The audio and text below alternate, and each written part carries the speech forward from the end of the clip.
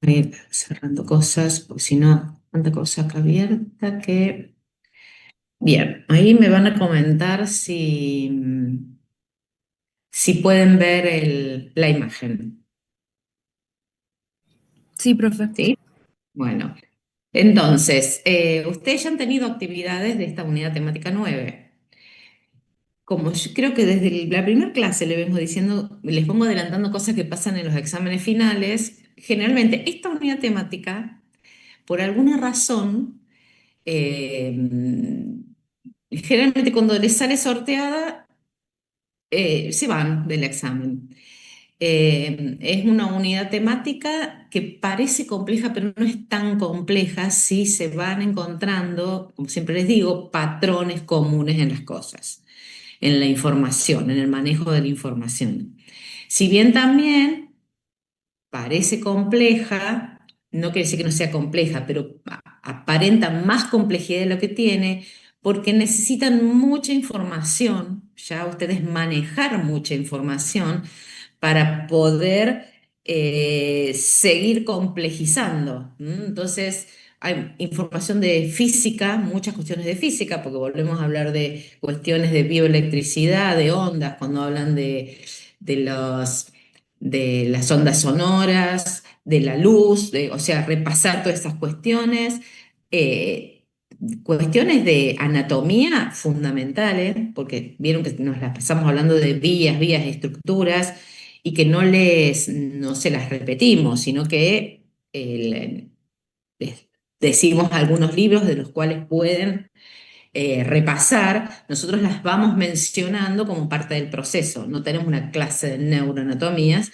por eso es muy importante. Fíjense la cantidad de contenidos de anatomía que tienen que ver con esta unidad temática 9. De histología, de embriología, algunas cuestiones básicas, no tanto, pero las hay. Pero fíjense que la mayor carga está en neuroanatomía. O sea que es súper importante que ustedes si la hicieron hace mucho, repasen. Si no la hicieron o la están haciendo ahora y obviamente que no llegaron a una anatomía, van a tener que hacer un esfuerzo para poder adquirir todos esos conocimientos. Y ya como estamos en las últimas unidades temáticas, también ir reforzando que constantemente vamos vinculando las unidades temáticas. La unidad temática 9 no solo vincula desde la unidad temática 1, atravesando todas, porque en todas las unidades temáticas está la regulación y sabemos que una parte de la regulación de los sistemas es a través del sistema nervioso autónomo, pero que tiene directa influencia con lo que pasa en el sistema nervioso central, que es a lo que nos vamos a abocar más en los teóricos, ver cómo trabaja ese sistema nervioso central. O sea que recorremos con la unidad temática 9 todas las unidades temáticas y nos adelantamos a algunos temas de la unidad temática 10. En la próxima clase ya voy a adelantar algunos temas de la unidad temática 10, profundizando cosas de la unidad temática 9. O sea que la unidad temática 9 integra literalmente todas las unidades temáticas. Por eso es importante que la trabajen bien. Y uno de los temas, que es el que vamos a abordar hoy, que recorre todas las unidades temáticas porque tiene influencia a partir de los procesos que se dan en el sistema nervioso central sobre prácticamente todos los parámetros fisiológicos, es el comportamiento. Así que vamos a hablar de cuestiones básicas para entender qué llamamos comportamiento. Entonces, comportamiento, fíjense que tiene como varias pequeñas definiciones. Manera de interactuar con el ambiente, pero no solo con el ambiente, con miembros de la misma especie, si hablamos de los animales, y con organismos de otras especies. O sea, nosotros interactuamos con el ambiente, con los miembros de la familia y con el animal doméstico. Básicamente quiere decir eso. También desde un punto de vista más biológico, dice cambio en la actividad en respuesta a una señal externa o interna o a la combinación de ambas señales. Vamos a ver ejemplos que hacen referencia a esta definición. Estrategia adaptativa que actúa como efector de la homeostasis. Si ustedes van y recuerdan la unidad temática uno, cuando hay un modelo general de donde vamos interaccionando todos los mecanismos de control homeostáticos, los clásicos, los anticipatorios, donde dentro de esos anticipatorios es importante la conducta que anticipa cambios en los parámetros homeostáticos. Ahí entonces aparece como un efector de la homeostasis y el comportamiento. Básicamente, que sería el ejemplo, un día como hoy, ir y prender la calefacción. Es un comportamiento como efector de una variable importante que es la temperatura corporal. Y la capacidad de actuar por motivación intrínseca para alcanzar objetivos deseados. Básicamente, eso se relaciona con lo que ustedes deberían hacer para probar fisiología. O sea, tienen objetivos deseados, una motivación intrínseca y van a ejercer conductas para alcanzar ese objetivo. O sea que son como distintas formas de ver el comportamiento, se complementan, no son excluyentes. Y lo que sí tienen todas en común es que se expresan a través de un acto motor. De un acto motor y en algunos casos en la ausencia de un acto motor, como sería una situación de freezing, una situación de parálisis ante un estímulo. Pero en el fondo se considera como parte de un acto motor, se activa una vía donde se inhiben todas las actividades motoras. Por lo tanto, en función de todo esto que estuvimos hablando, tenemos distintas perspectivas de estudio del comportamiento. Fíjense que esta es una red, todo llega al comportamiento porque son todas disciplinas que estudian el comportamiento. Y fíjense que aparecen cuestiones evolutivas, biológicas, cuestiones muy vinculadas a las neurociencias, como una especificidad del comportamiento, con cuestiones de procesos mentales, que tienen que ver más con la parte de psicología, psicológica, por eso ahí está la psicología cognitiva, la psicología del desarrollo, neuropsicología, y también los aspectos culturales, psicología social, sociología, antropología. O sea que este tema es realmente transdisciplinario, es más que interdisciplinario, porque fíjense cómo se conectan todas esas disciplinas. Nosotros vamos a hacer hincapié en estos aspectos, pero ya de ver esto, sabemos y volvemos a la unidad temática uno, que el comportamiento uno lo tiene que abordar desde un punto de vista biopsicosocial. Entonces, cuando ustedes vuelvan a la unidad temática uno, si les llega a tocar en el examen final unidad temática uno y digo, bueno, a ver cómo se abordan los aspectos biopsicosociales de parámetros fisiológicos. A través del comportamiento pueden ir hacia cualquier parámetro fisiológico. Ahora, una duda que se plantea siempre, que por eso la ponemos en un recuadro, es si hay diferencias entre hablar de comportamiento y hablar de conducta. Y a veces si se trabajan como sinónimo. Nuevamente, fíjense, la red de disciplinas que abordan el estudio del comportamiento, hay como se pueden dividir en dos grandes bloques. Algunas disciplinas hablan de conducta. ¿Por qué? Porque si nosotros vamos a la etimología, fíjense qué quiere decir. Quiere decir guiada, conducida. Entonces, cuando hablamos de conducta, hablamos de cuestiones biológicas simples, como reacciones ante estímulos. Por lo tanto, es un aspecto mucho más biológico y dentro de lo biológico y evolutivo de lo más sencillo. Cuando hablamos de comportamiento, fíjense de la etimología, dice conllevar y que eso da un resultado, o sea, y la síntesis, que es muy gráfica, porque habla de, cuando hablamos de la relación con otros, hablamos de un comportamiento en el fondo, lo que nos lleva a pensar biológicamente en cuestiones más complejas. Fíjense que hablamos de procesos biológicos y dinámicas sociales. O sea que hay como una pequeña diferencia, aunque los libros generalmente los toman como sinónimos, pero pueden encontrar que señalan esas diferencias porque hay diferencias de complejidad del abordaje más sencillo o más complejo. Vamos a empezar a hablar un poquito de las bases evolutivas y biológicas. Cuando hablamos de estas perspectivas, fíjense que nos vamos a la unidad temática 1 para esto de que vamos y venimos en el programa, de romper las unidades temáticas para poder integrar realmente. Hablamos de perspectiva evolutiva y biológica para poder comprender el comportamiento. Y en este esquema, fíjense que habla de factores últimos y factores próximos. A veces le dicen causas próximas y causas últimas.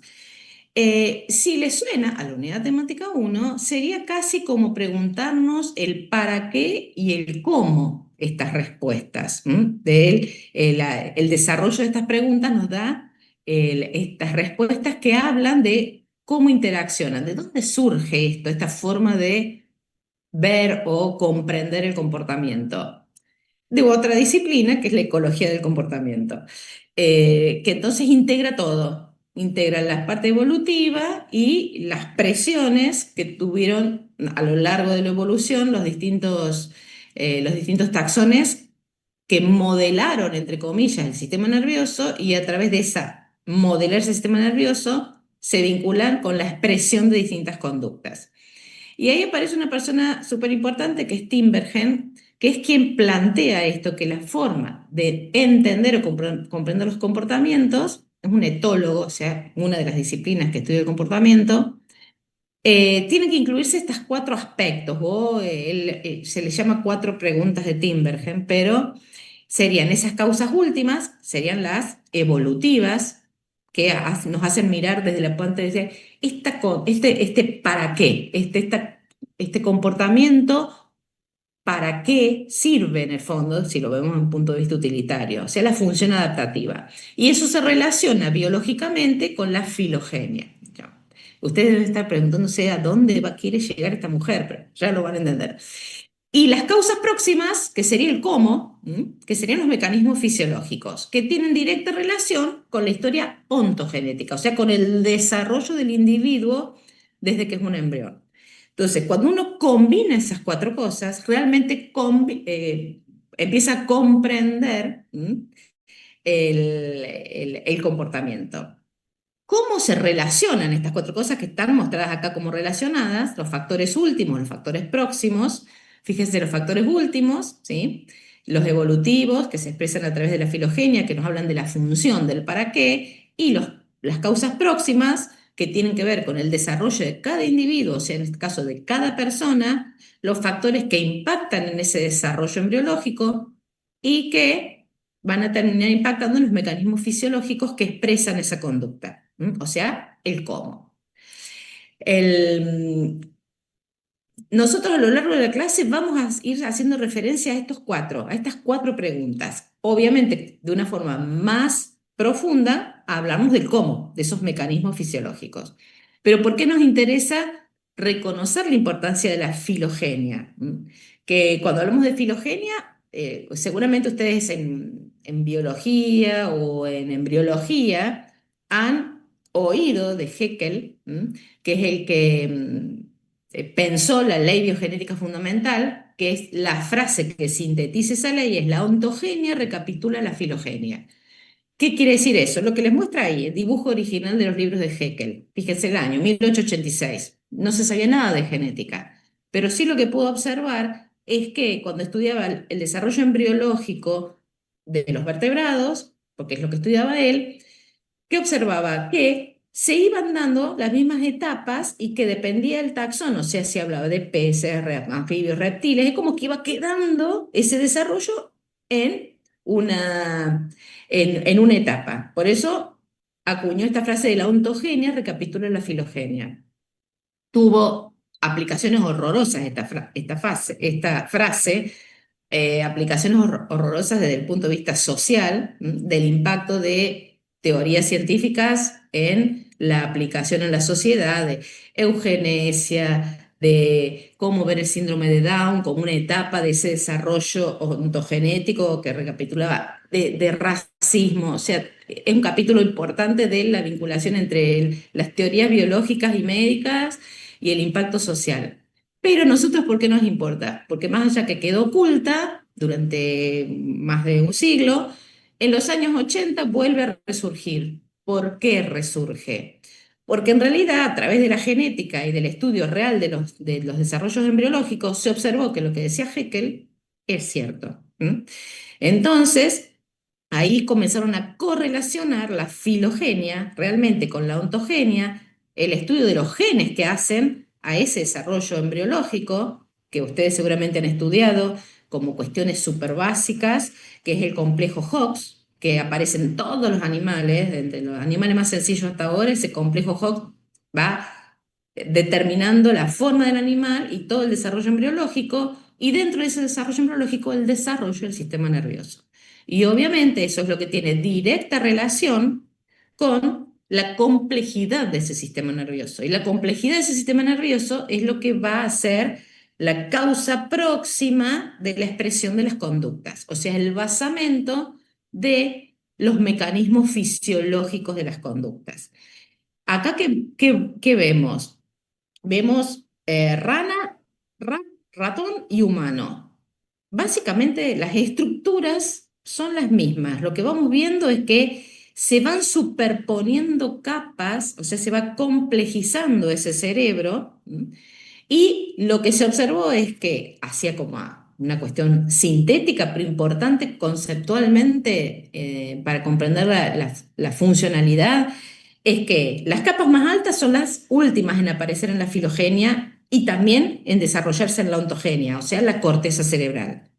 Y cuanto más alta esa estructura, más integrativa, integra hacia abajo, o sea que va a haber vías neuronales que van de esa corteza a regular y controlar las estructuras inferiores que se desarrollaron filogenéticamente y ontogenéticamente, que tienen funciones específicas, o sea, como tronco y bulbo, regular, controlar la mayoría de los parámetros fisiológicos. Y otra cosa importante es que si ustedes lo ven, las estructuras más antiguas, que son las que tienen esas funciones específicas, no fueron reemplazadas, ¿sí? Siguen estando ahí en ese desarrollo filogenético, ontogenético, y el tamaño relativo, como vemos ahí, nos va a ir diciendo también la importancia que tienen. O sea, fíjense que ahí hay una cuestión visual que ya ustedes los tienen que organizar en su conocimiento. La corteza, complejidad, integración, regula estructuras que son más internas a la corteza, pasando por lo subcortical y llegando al bulbo y al tronco, donde es más antiguo filogenéticamente y tiene funciones más específicas. Eso es lo que llevó a pensar y aplicado al cerebro humano y la funcionalidad del cerebro humano para tratar de explicar las funciones a la teoría del cerebro triuno, del año 1967. O sea que es un médico que tratando de explicar la función del cerebro y la aplicación en la medicina, muy sencillamente dijo como que el cerebro humano lo podemos dividir filogenéticamente en tres partes, una más antigua que le llamó cerebro reptiliano, una que es el tronco y el bulbo, específicas, funciones específicas sobre regulación de parámetros, uno que es paleomamífero, que sería acá el del ratón, que están representados los tres acá, que es el que representa el sistema límbico, estructura subcortical importante, que tiene eferencias tanto hacia la corteza como hacia la estructura inferior, porque siempre que aparece una estructura nueva, regula la inferior, y el neomamífero, que sería el desarrollo cortical prominente que tiene el ser humano.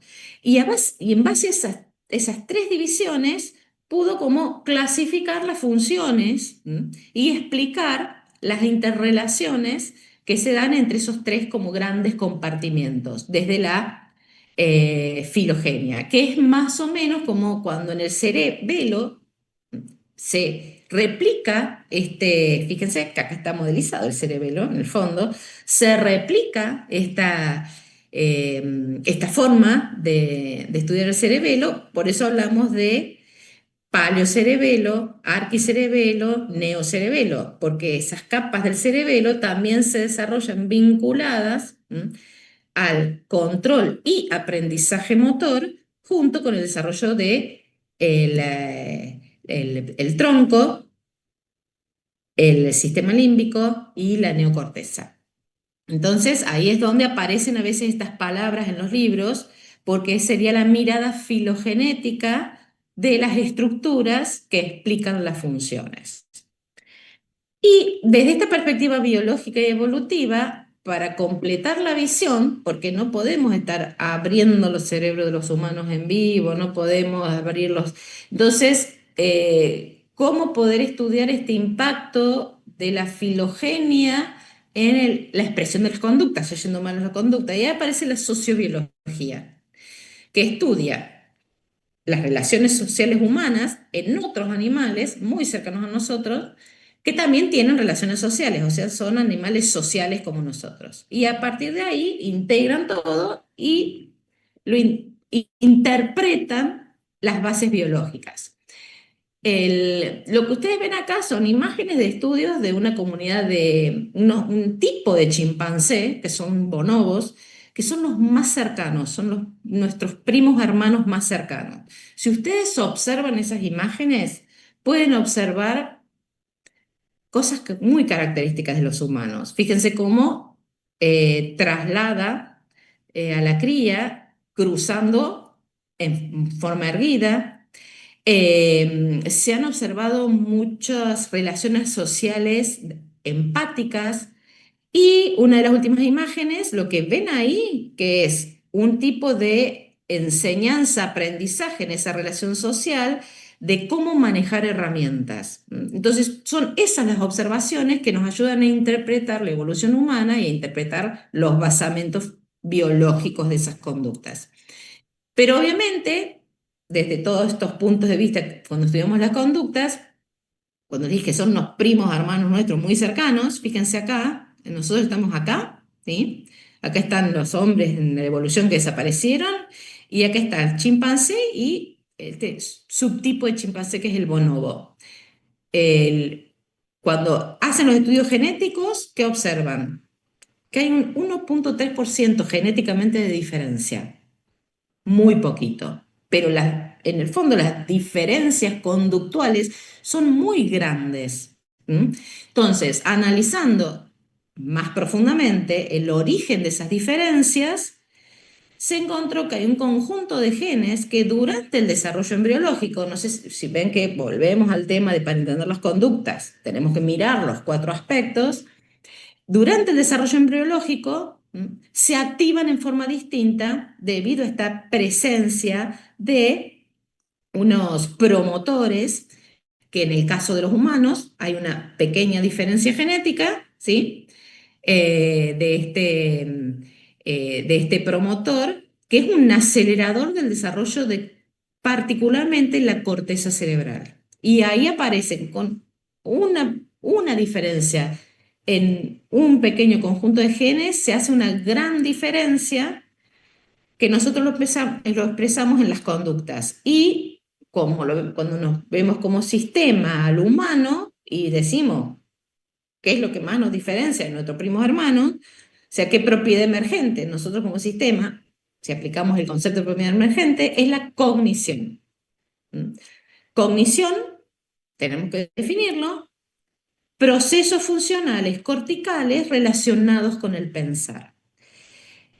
Ojo que en algunas situaciones puede estar en duda, ¿sí? No estamos eliminando todos los procesos cognitivos que se pueden dar en nuestros primos hermanos, pero la complejidad de los procesos cognitivos sí es mucha. Cuando se estudian las conductas, que es lo que hace la sociobiología o la psicología comparada, del desarrollo conductual de comportamientos en un chimpancé y en un niño, un estudio que se hicieron hace mucho tiempo, se observa que básicamente lo que hicieron fue crear, la ciencia se hacía mucho en casa. ¿Qué hizo un psicólogo? chimpancé de la misma edad de su hijo, fue observando paralelamente el desarrollo de comportamientos en el chimpancé y en su hijo. Y fue haciendo la comparación. El impacto de la aparición en la evolución de este promotor o acelerador en el proceso embriológico de los circuitos neocorticales es que en un punto, que fue la edad aproximada de 5 años de su hijo profundizó aspectos cognitivos que el chimpancé, que se criaban en el mismo ambiente, con los mismos estímulos, ya no pudo desarrollar. Entonces ahí se observó el impacto ¿sí? de esa cognición como propiedad emergente. No quiere decir que no lo tengan, sino que aparece de forma muy importante esos procesos relacionados con el pensar. Entonces, ¿cómo unimos todo esto que tenemos acá? Ya adelante que los etólogos que estudian el comportamiento en el ambiente natural, ese nicotímetro que estableció estas 4 preguntas que nos ayudan a analizar la conducta, la cuestión era que los etólogos que estudian los estímulos y estudian la respuesta de los individuos. Hay una etología humana que hace eso, estudia los estímulos y la respuesta. Hacen hipótesis sobre lo que podría estar pasando en el cerebro, pero fíjense, tienen una caja negra. Su objeto de estudio no es lo que pasa dentro del cerebro, es solamente relacionar los estímulos con las respuestas. Con el desarrollo de las neurociencias, ¿sí? Hay una vinculación íntima entre eso, porque la neurociencia, ¿qué hace? Abre la caja y estudia el cómo. Sabemos cuáles son los estímulos, cuáles son las respuestas, que serían las pautas de conductas que se observan, y la neurofisiología, como parte de la neurociencia, estudia el proceso, estudia el cómo. Entonces, lo que vamos a ir haciendo ahora en el teórico es estos tipos de comportamiento que están relacionados con el estudio del comportamiento humano tienen estos basamentos neurofisiológicos. Y de paso repasamos un montón de contenido, porque si hablamos de los fundamentos neurofisiológicos, vamos a terminar hablando de conceptos que ustedes saben. Cuando se abre esa caja, en el fondo estamos abriendo el cerebro, que para poder entender el cómo, vamos a encontrar cosas que ya hemos visto, que esos estímulos son sensados por un receptor, hay vías aferentes, hay centros integradores, vías eferentes que ejecutan esa respuesta. Esos centros integradores tienen esos 3 niveles del cerebro triuno, o sea, incorporando a la médula espinal como un centro integrador. O sea que lo que se observa, que ya todos saben de neuroanatomía, es que hay una organización jerárquica que está basado en todo lo que vimos antes de la filogenia y esa filogenia aplicada al cerebro humano, que cuando abrimos más esa organización jerárquica, adentro de cada uno de ellos e interaccionando entre esa organización jerárquica hay circuitos neuronales que hacen a funciones específicas y hay otros circuitos neuronales que modulan las funciones específicas, como son los sistemas regulatorios difusos. Cuando hablamos de sistema dopaminérgico, sistema colinérgico, sistema adrenérgico, justamente reciben el nombre de modulatorios difusos porque a partir de un núcleo donde están los cuerpos, irradian a un montón de estructuras y dentro de esas estructuras hay circuitos específicos que tienen que ver con el procesamiento de la información y con la ejecución de las respuestas, que son las conductas. Por eso hablamos de un procesamiento progresivo, que muchos de esos circuitos se encuentran en paralelo, pueden tener información cruzada, y siempre en la respuesta se va a privilegiar una conectividad más específica. Cuando hablamos de circuitos en paralelo, ustedes ya tuvieron los trabajos prácticos de sensorial. Y ustedes saben que hay vías en paralelo en la médula espinal, cuando ustedes estudiaron en histología y en anatomía cómo se sistematiza, que encontraron cordones que tienen neuronas que paralelamente llevan información, son vías en paralelo, y que hacen relevo, en el fondo, sin mezclarse, por eso son específicas, en cada uno de esos niveles de los que estamos hablando jerárquicos. Por lo tanto, podemos, desde una visión sistémica, hablar de sistemas perceptivos, sistemas cognitivos, sistemas emocionales, sistema de respuesta, que esa respuesta va a implicar tanto la división anatómica que llamamos vegetativa autónoma, endocrina y obviamente somática. Y lo que se expresa por fuera del organismo, ven, esto es el organismo en sí, todo esto es el procesamiento de la información que viene del ambiente y lo que se observa es la ejecución del comportamiento. Básicamente, entonces acá uy, perdón, siempre hago lo mismo. Básicamente entonces, ahí tenemos lo que estudia la neurociencia dentro de la caja y lo que estudia la etología en la relación entre el ambiente y la ejecución de ese comportamiento. ¿Mm? Entonces nosotros lo vamos a ir viendo en paralelo a eso. ¿Me siguen hasta ahora? Sí, profe. ¿Sí? Bien, entonces, las conductas más sencillas, las conductas que se expresan de forma más sencilla, que expresamos todos los días en cierta forma, se llaman conductas innatas, ¿sí? Y cuando abrimos la caja, que sería lo que está en el otro extremo, se relacionan con reflejos, ¿sí? Fíjense que cuando hablamos de conductas, de esas conductas innatas, están relacionadas con cuestiones importantes como la alimentación, la protección. Fíjense que los ejemplos son los que observamos en el neonato, en los primeros meses de vida, y en los adultos se mantienen esas conductas innatas con los relacionados con la comunicación social, como es la expresión de las emociones. Todas estas conductas innatas se relacionan cuando abrimos la caja y vemos los circuitos neuronales con lo que se llaman patrones fijos de conducta desde la etología. Ese patrón fijo de conducta desde la etología, ¿qué quiere decir? Que hay circuitos neuronales específicos que fueron generados durante el desarrollo embriológico, por lo tanto, están codificados evolutivamente desde ancestros muy antiguos, se entiende la relación ahí, como circuitos neuronales, como son vitales o hacen a la supervivencia del individuo, son los que vamos a reconocer en los ejemplos como arcos reflejos, cuando hablamos desde la neurofisiología, somáticos y vegetativos. Fíjense que hablamos que son heredables. ¿Por qué? Porque son filogenéticamente antiguos, pasan de generación en generación. Y ahí cuando vemos heredables sabemos que puede tener influencia la epigenética. Y comienzan a desarrollarse en el feto. Por eso hablamos que van a desencadenar patrones fijos de conducta que son las que llamamos conductas innatas. Ejemplos. Un ejemplo que ustedes van a ver la semana que viene. Que como conducta, ¿a qué llamamos esto? Fíjense, nos quemamos, soltamos la sartén, que es una conducta de retirada. O sea que nos retiramos, nos alejamos del estímulo nocivo.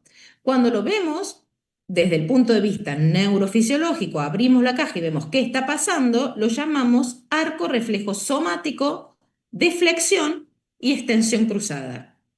Por lo tanto, una cosa es, fíjense lo que se observa acá, estímulo, respuesta, conducta, abrimos la caja y esa conducta tiene una explicación fisiológica que está programada genéticamente, todos tenemos estas neuronas, ¿sí? Y conforman un arco reflejo, que es lo que llamamos arco reflejo de flexión y extensión cruzada. Otro ejemplo sería, fíjense que tenemos acá, la piel, acá tenemos señales de la piel, de distintos tipos de señales, que van a generar, y acá está un poquito más detallado, fíjense que acá es un poquito más complejo, la integración sigue siendo a nivel medular, por eso hablamos de reflejos, y cuando observamos como conducta, ¿qué vamos a observar? Acá debería agregar un dibujito para que se ubiquen. Ya se los voy a agregar para cuando se los publique. Es la conducta de rascado. O sea, entre un estímulo en la piel, nos rascamos. Es una conducta innata. Y tiene su propio arco reflejo, que es somático, pero se complejiza a nivel medular porque aparece un generador de patrones. Porque un rascado, cualquiera de ustedes se ha rascado, que es un patrón fijo de conducta, pero que tiene repeticiones secuenciales. Por lo tanto, acá ya hablamos de que esta conducta es un automatismo. ¿Por qué? Porque se repite varias veces esa actividad y se puede repetir porque existe en la médula, neurofisiológicamente, lo que se llama generador de patrón central.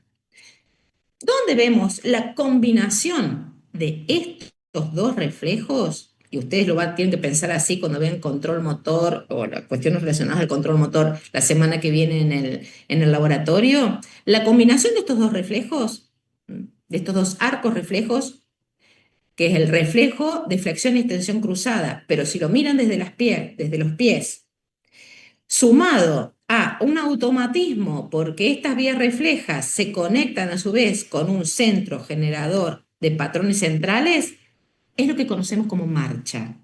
Entonces, el organismo utiliza las mismas vías que con conexiones distintas, y en este caso la combinación de estos dos es lo que reconocemos como marcha. Dentro de estos automatismos hay algunas conductas innatas que son importantes dentro de este concepto relacionadas con la alimentación, con la protección, que son lo que se reconocen como taxismos y kinesias. Taxismos, movimientos de orientación ante un estímulo. Kinesias es cuán rápido se da ese movimiento. El ejemplo en el humano, ¿cuál es? Que cuando se procesan los estímulos olfativos de feromonas, o sea, de sustancias que secretan las glándulas sebáceas y en la propia leche de la madre, induce estos movimientos y estos automatismos en la cabeza del bebé, que es lo que hablamos de búsqueda del pezón y el inicio de la succión. O sea que ahí podemos ir explicando desde la fisiología muchas de las conductas que ustedes pueden observar en un neonato. Y dijimos acá aparecen que responden al concepto de arco reflejo somático, también vegetativo. Y acá está representado un arco reflejo vegetativo, que ustedes ya lo conocen, lo que pasa que está más complejo, que es el reflejo que estudiamos en la unidad temática 5, cuando hablamos de la función del tubo digestivo y de las glándulas anexas. O sea que estamos hablando de una conducta de salivación. Lo que se observa como conducta de salivación se puede describir como un arco reflejo vegetativo y básicamente vamos a ver que esta conducta de salivación se puede modificar dependiendo de las circunstancias. Una cosa es lo que vimos nosotros como facilitador de el procesamiento oral de la comida, y otra cosa es la que pasa, como veamos en las próximas clases, cuando estamos estresados ante un estímulo estresor. Por lo tanto, ¿qué quiere decir? Que este arco reflejo vegetativo recibe aferencias superiores del sistema límbico, en este caso, que modifican esa secreción. Vamos a hacer un pequeño detalle, o sea, acá tienen como explicados un montón de conductas innatas que se dan en los adultos, que se dan en los neonatos. En los neonatos se van perdiendo porque van siendo, como vamos a ver, esas mismas estructuras, esas mismas vías, como lo explicamos para la marcha, van siendo utilizadas para otro tipo de conductas. Vamos a hacer un pequeño detalle de la importancia y la expresión de las emociones relacionadas con la comunicación social, que se da tanto en los neonatos como en los adultos, porque dijimos que son innatos, o sea que la expresión de las emociones se da en los neonatos, no son aprendidas, son innatas. Justamente eso fue lo que planteó como hipótesis Darwin, ¿cuál fue su hipótesis? Que existe una serie de emociones que las llamó cardinales, que se sigue utilizando ahora ese término, que son, fíjense, percibidas, o sea que las leemos del otro y las expresamos hacia el otro, por eso hablamos de percibidas y expresadas en todos los humanos de la misma forma. Por lo tanto, él dijo, esto es innato, esto no se aprende. Y él, desde el punto de vista, fíjense que en esta hipótesis están las 4 preguntas de Timbergen, y él ahí dijo, ¿cuál es su función? Código. Código que usamos para entender y para que nos entiendan en las relaciones humanas. Y socialmente es culturalmente universal. Pero él tenía que corroborar esa hipótesis, eh, esa respuesta a esa pregunta de si las emociones son innatas, generó esta hipótesis. ¿Y cómo la corroboró? No era tan fácil, no había internet, no había nada. Y él, fíjense que decía que eran culturalmente universales, o sea que tenía que corroborarlo en distintos lugares que tuvieran distintas culturas, para decir, son innatas, en todos los lugares se expresan de la misma forma. ¿Y qué utilizó? Utilizó una serie de fotos que había sacado en sus estudios un amigo de él, que ustedes lo conocen, Duchenne, estudiando los movimientos de los músculos faciales, había estudiado y había sacado fotos estimulando, ahí lo ven, pues es ese, estimulando distintos músculos faciales y él estudiaba el músculo facial. Y Darwin que dijo, puedo usar esas fotos que estimulando distintos músculos faciales, y acá están las fotos, y acá está el libro que publicó, de la expresión de las emociones en los hombres y en los animales. Utilizando esas fotos, lo que hizo fue varias, entre comillas, copias, que no se veían las copias imaginadas, las repartió a personas que él estaba vinculado en distintos lugares del mundo y les decía, ¿qué lees en esta foto? ¿Qué emoción lees en esa foto? Meses después, recibió y ¿qué concluyó? Que no importaba la cultura, no importaba de dónde venían, todos leían la misma emoción. Por eso corroboró su hipótesis de que esas respuestas faciales evidencian estados emocionales y son idénticas en todos los humanos. O sea, la expresión de las emociones son innatas. Y obviamente la importancia evolutiva, el para qué, es que se pueden interpretar los estados afectivos y las intenciones de otras personas. Por eso son fundamentales como animales sociales para la interacción social, que las usamos actualmente, porque básicamente lo que estamos haciendo con los emoticones es corroborar todos los días la hipótesis de Darwin. Y obviamente que se puede hacer un análisis profundo de la expresión de esas emociones para interpretar lo que está pasando lo que está expresando esa persona. ¿Por qué? Porque si bien la expresión inicial de la emoción es innata, nosotros con nuestro desarrollo cognitivo podemos moldear esa expresión, podemos aprender a mentir, básicamente, a mentir en la expresión de esas emociones. Por eso, bueno, es una serie vieja que se llamaba Lie to Me, justamente, es quienes trabajan con la policía o trabajan como forenses y analizan la expresión facial para saber si una persona está mintiendo o no. O sea que tiene muchas aplicaciones la original teoría de Darwin. Y obviamente eso generó una teoría de las emociones, que es lo que se llama teoría evolutiva de las emociones, que justamente que las emociones son adaptativas, son innatas y que justamente como función evolutiva modifican las posibilidades de supervivencia al poder entablar adecuadas interacciones sociales. Obviamente que a partir de ese momento muchas personas investigaron las emociones y aparecieron tantas teorías como investigadores sobre las emociones. Una de las teorías, cuando uno las ve a todas, dice, todas se pueden acoplar. A medida que van apareciendo teorías que van explicando partes que la otra no explicaba. Entonces, una de las primeras, fíjense los años, entre 1884 y 1920, la teoría periférica, que decía que las respuestas fisiológicas se activan automáticamente, o sea que reconocer lo instintivo, por estímulos, y eso origina las emociones. Por eso se llama teoría periférica. Pero aparece otro grupo que dice, no, son centrales. Fíjense, acá aparece Cannon, famoso Cannon, que acuñó el término de homeostasis. ¿Qué decían?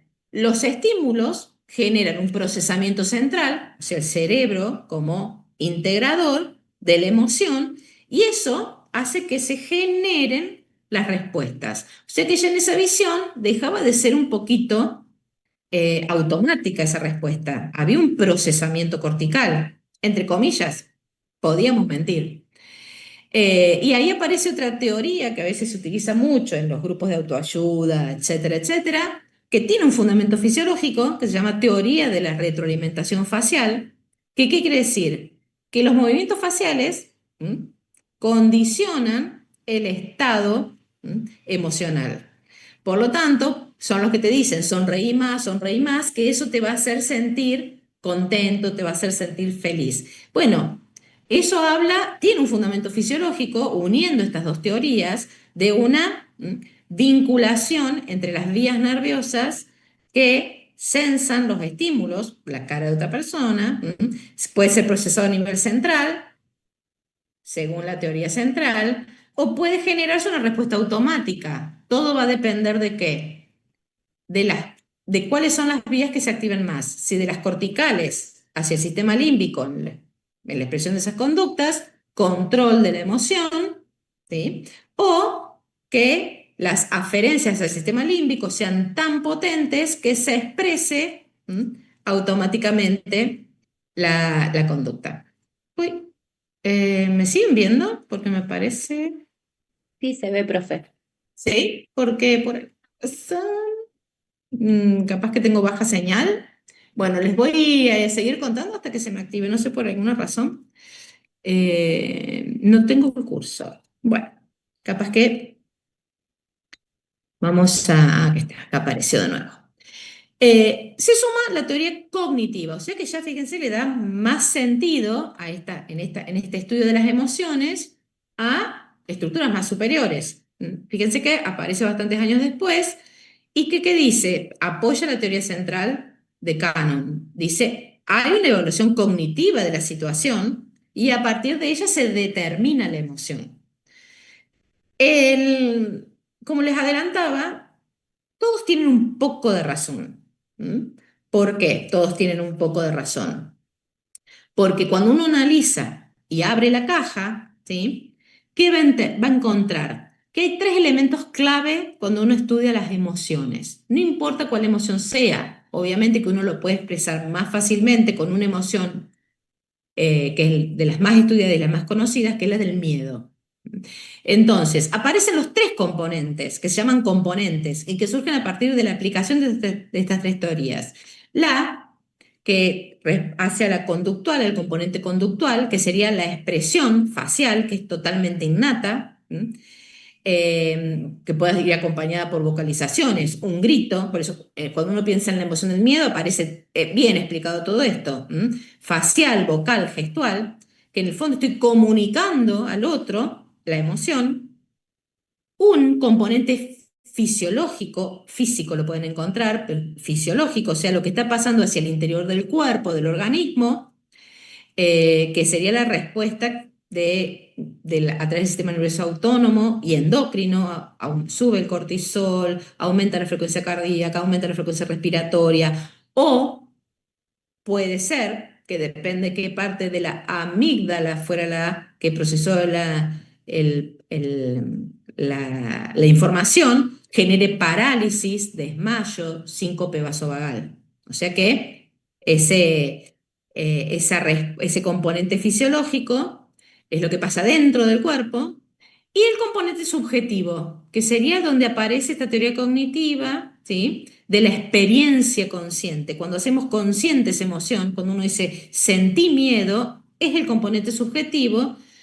Por lo tanto, las tres cosas están sucediendo al mismo tiempo cuando uno habla de las emociones.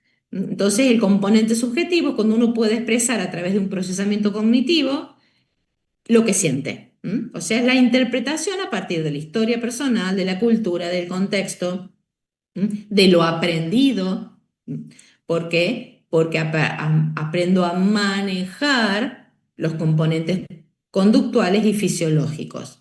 Ese aprendizaje lo vamos a trabajar un poquito más en lo próximo teórico cuando hablemos de estrés. O sea que ya vinculamos esto con parte de la unidad temática 10. Y después siguen apareciendo teorías, porque no del todo se explica, que es la teoría de la emoción construida, una de las últimas. Fíjense, de 2017, y todavía siguen hablando, que esto ya tiene un aspecto mucho más psicológico. Dice que no son, niega la reacción biológica innata y dice que el cerebro los construye activamente, esas emociones, para dar sentido a las sensaciones internas y a las sensaciones externas en cada contexto. Es negacionista de Darwin, no me gusta tanto porque está súper corroborado que son innatas, pero sí lo que aporta es una visión de la construcción, o sea, que se apoya mucho en esa teoría cognitiva, se están construyendo las emociones. Esa parte sí está buena tenerla en cuenta, lo que sí hay que tener en cuenta es cómo se construyen constantemente. Y ahí aparece la explicación del cómo a través de la teoría predictiva bayesiana. Y acá vamos a un detalle de abrir la caja. O sea que las emociones se reconoce que no son solo las respuestas automáticas, esas innatas, sino que constantemente el cerebro está haciendo subconscientemente como una vigilancia del estado interno, que llamamos interocepción, y del contexto externo, que sería la exterocepción. Por lo tanto, va prediciendo qué puede ocurrir. Y esa es la parte de construcción a la que se refiere la emoción construida. O sea que la teoría predictiva unifica todo. Unifica todo y es sumamente importante.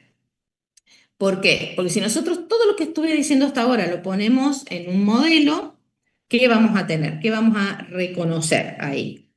Vamos a reconocer las entradas de los estímulos que hacen a la esterocepción, cómo construimos el mundo externo, a la interocepción, que es cómo construimos constantemente el mundo interno, y obviamente todo eso es parte de lo que llamamos sistema perceptivo. ¿Se acuerdan que aparecía como uno de los componentes de la caja, de adentro de la caja?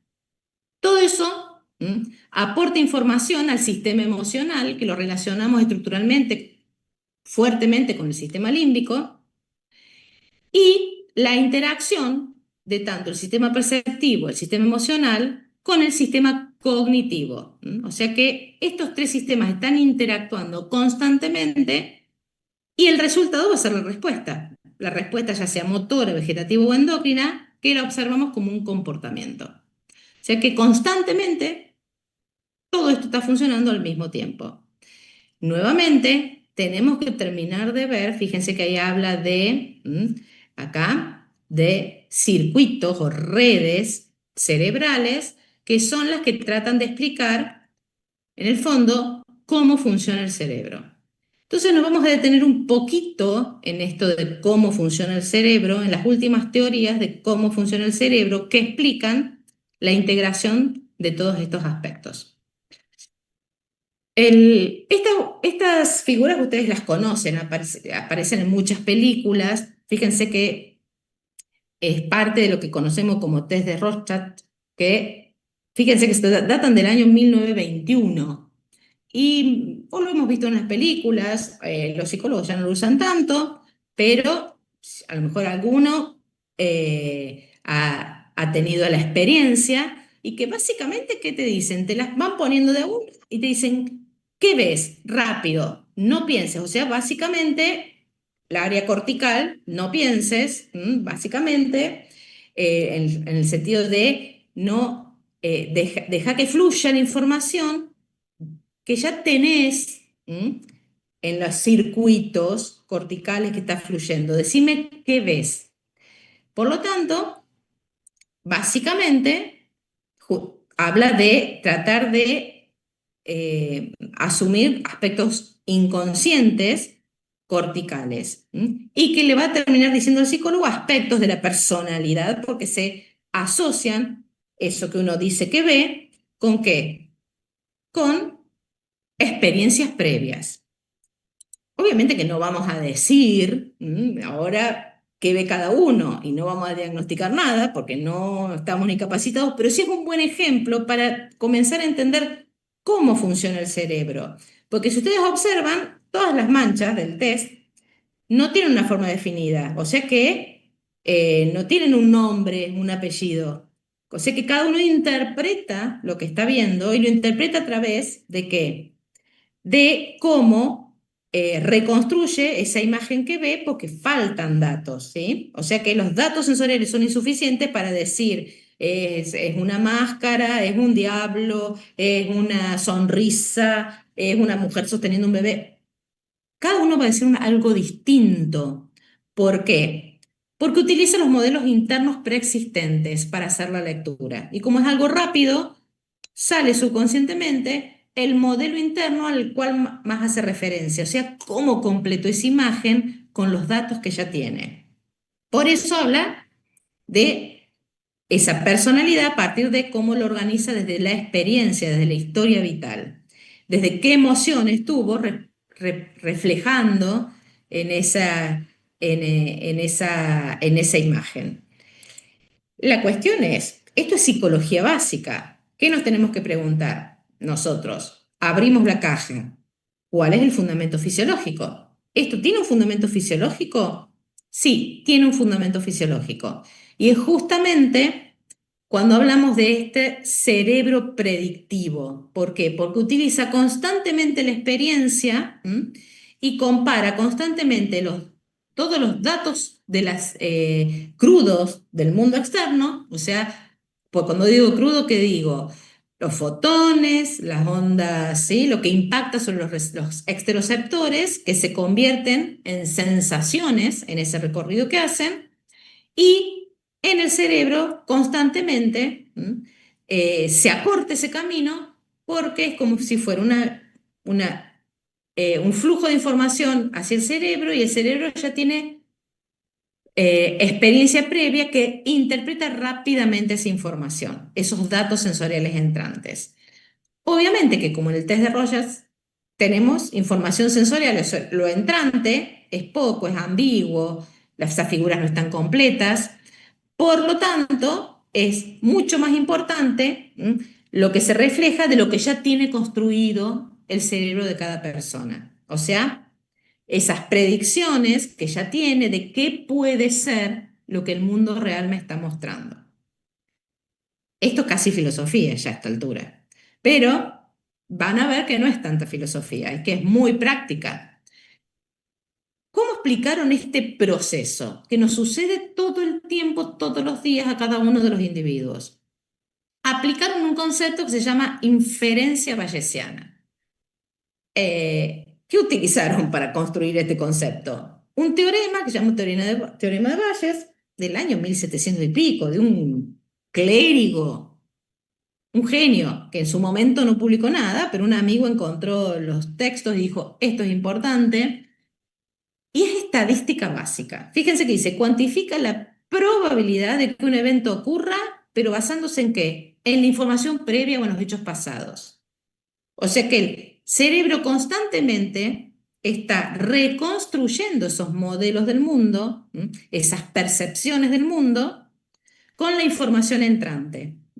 Eso aumenta la probabilidad de que cuando nos expongamos a una situación parecida, no haya un error entre el mundo real y el mundo construido en nuestra percepción. Fíjense lo importante que le estoy diciendo es que cada individuo es distinto porque construye un mundo que refleja el mundo exterior, por lo tanto, para cada uno de nosotros es distinta esa construcción. ¿Y de qué va a depender? Va a depender de la historia del individuo, sobre todo de la cantidad de información previa que recibió, porque eso va actualizando ese modelo del mundo. Si lo llevamos a alguna cuestión, sí, lo simplificamos mucho. ¿Qué quiere decir esto? Que cuanto más información recibe ese cerebro mientras se está desarrollando, más buena relación o menos ruido va a haber entre el mundo real y el mundo que construye constantemente, porque va a tener mucha información de predicción de esos datos sensoriales.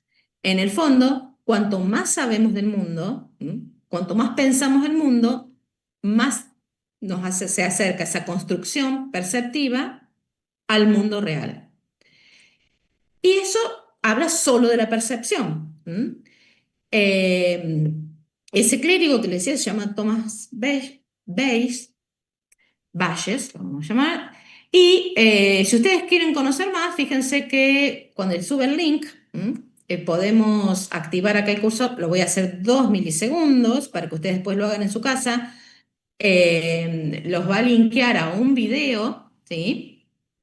Que está en inglés, pero ustedes le pueden poner la traducción simultánea, que justamente les va a hacer la explicación profunda, que no la voy a hacer ahora, y me gustaría saber de dónde salgo ahora yo acá. Lili. Eh, entonces, y lo importante es que, a ver, si vuelvo a la clase, uy, no volví. ¿Se los corté? No, ahora vuelvo. No sabía volver. Ahora les vuelvo a compartir. Lo importante de que vean ese video es que es muy sencillo, está explicado muy lindo. Ahora vuelvo a compartir la clase. Pero, no, pero. Y además es muy importante porque les va a hacer las aplicaciones en la medicina actual, en la farmacología, en el desarrollo de fármacos, en la interpretación de estudios epidemiológicos. O sea, les va a abrir a la forma en que actualmente se estudian los procesos que ustedes van a tener constantemente, van a ser expuestos constantemente como médicos. Así que pueden verlo, no vamos a verlo ahora, no es largo, pero véanlo porque está muy, muy bien explicado. Ahora les voy a volver a compartir después de a ver, bien. Ah, esperen que tengo que volver a compartirles. En este momento, acá, vamos a volver a compartir. Acá está. Entonces, vamos bien, a volver entonces a esto de la inferencia bayesiana. Básicamente es probabilidades de que ese evento ocurra. Cuanta más información tenemos en el cerebro, más cercano vamos a estar a predecir lo que está ocurriendo y que la construcción del mundo interno sea lo más parecida posible a la del mundo externo. Entonces, recuerden verlo. Pero eso quedó un poco corto para explicar cómo funciona el cerebro. Y como quedó corto, Princeton, no hace muchos años, dijo, bueno, voy a acoplar a la teoría de la inferencia bayesiana información con lo que llamó inferencia activa. Y la palabra activa ya se los está diciendo. Pero ¿en qué se basó Princeton? Se basó en algo que se llama, así como Bayes en el teorema de Bayes, la inferencia bayesiana en el teorema de Bayes, que es estadística, probabilidades, le agregó a eso, no lo negó, sino que le agregó, para poder realmente explicar cómo funciona el cerebro, lo que él llamó principio de energía libre, que si les suena principio de energía libre, nos suena rea termodinámica. Lo que aplicó fue todo lo que vimos en la unidad temática 1 de que el hombre como sistema es negentrópico, o sea que genera entropía con cada actividad metabólica y que la vinculación con el mundo es exportar esa entropía, por eso somos negentrópicos. Aplicó ese concepto. Habló de energía libre, pero en este caso la energía libre es información que maneja el cerebro. Por lo tanto, el cerebro tiene que mantener la organización constantemente con toda la información que recibe. O sea que tiene que hacerle frente a la tendencia natural a la entropía. O sea que ahí aplicó ese concepto tan simple, con 20 millones de fórmulas matemáticas, lo corroboró. Y entonces para explicarlo en forma sencilla, esa energía libre, ¿sí? En el cerebro, que maneja información, va a representar lo que sería la sorpresa. O sea, cuando esa inferencia no se corresponde con la realidad, se genera ruido, se genera mayor entropía, se genera lo que llamamos sorpresa. O sea que hay una brecha entre el mundo real y el mundo construido previamente con esas inferencias bayesianas. Por eso les decía, cuanto mayor conocimiento del mundo a través del aprendizaje, menor sorpresa, por lo tanto, menor energía libre. Y eso lo que hace el cerebro, constantemente minimiza esa sorpresa. Y la minimiza con dos mecanismos. Uno es aplicando la inferencia bayesiana. Todo lo que entra por los sentidos, la percepción, modifica constantemente esas inferencias del mundo. Se van actualizando siempre. O sea que a través de la percepción se actualiza el modelo interno del mundo real. Lo que le agregó, por eso se llama activa, es que el hombre constantemente a través de la acción, o sea, el comportamiento, cambia el mundo para que se ajuste a su modelo interno. Y así, a través de esos dos mecanismos, disminuye lo que él llamó energía libre, que sería esa tendencia a la entropía, porque si no termina desorganizando el funcionamiento cerebral. Por eso actualmente muchas explicaciones de patologías psiquiátricas se estudian a través de este concepto de desorganización de la energía libre que maneja el cerebro, o sea, de información. Eh, y entonces lo que se hace es reducir eso que llamamos, que mencioné antes, error de predicción, esa brecha entre lo que el cerebro construyó y lo que pasa realmente. Obviamente, acá se los presento a Freestone, así como, y no lo voy a hacer de nuevo, les recomiendo que después de ver el videíto de la inferencia bayesiana, vayan acá y vean directamente una clase de Freestone donde explica esto. ¿Quién se lo va a explicar mejor que él? No es larga, está en inglés, pero se puede traducir no solo escrito, sino oral al castellano. Así que véanlo. ¿Y por qué les digo véanlo? Y les insisto, véanlo, más allá de que esto parece como una cosa totalmente loca. Si bien explica cómo funciona nuestro cerebro todo el día, sobre todo es que estas dos teorías son las bases para la creación de lo que usamos todos los días, todos, que es la inteligencia artificial. O sea que cuando se integró el concepto de inferencia bayesiana con el principio de energía libre, justamente es el marco teórico para la construcción principalmente de los modelos generativos, porque esa inferencia activa, esa acción, es lo que le aportó para la construcción de los modelos generativos. Y obviamente ahí es donde el cerebro humano sirvió de molde, la explicación de cómo funciona el cerebro humano sirvió de molde para diseñar lo que usamos hoy todos los días, inteligencia artificial. Por lo tanto, ¿qué hace la inteligencia artificial con la data que nosotros le estamos poniendo todo el tiempo? Actualizar las creencias, o sea, maximizar esas inferencias y se van acercando cada vez más al mundo real. Y ahí toma decisiones esa inteligencia artificial. Nosotros también tomamos decisiones a partir de esas predicciones, que son las conductas. Así que mírenlo porque así pueden entender un poquito más cómo funciona la inteligencia artificial y también comprender los peligros que puede acarrear. Bien.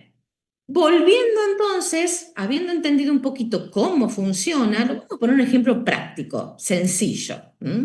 Y por qué esta forma que funciona el cerebro nos ayuda a adaptarnos al mundo que está en constante cambio. Y uno de los ejemplos que siempre le ponemos es este. Acá, ¿qué observamos? Oh, pero vamos a nuevo. ¿Qué estamos observando ahí? La predicción. Persona caminando, vea un bulto apareciendo detrás de un árbol, según su experiencia de haber caminado por ese lugar en esa misma época del año, etcétera, etcétera, etcétera, que su mundo automáticamente lo remite a conejo. ¿Mm?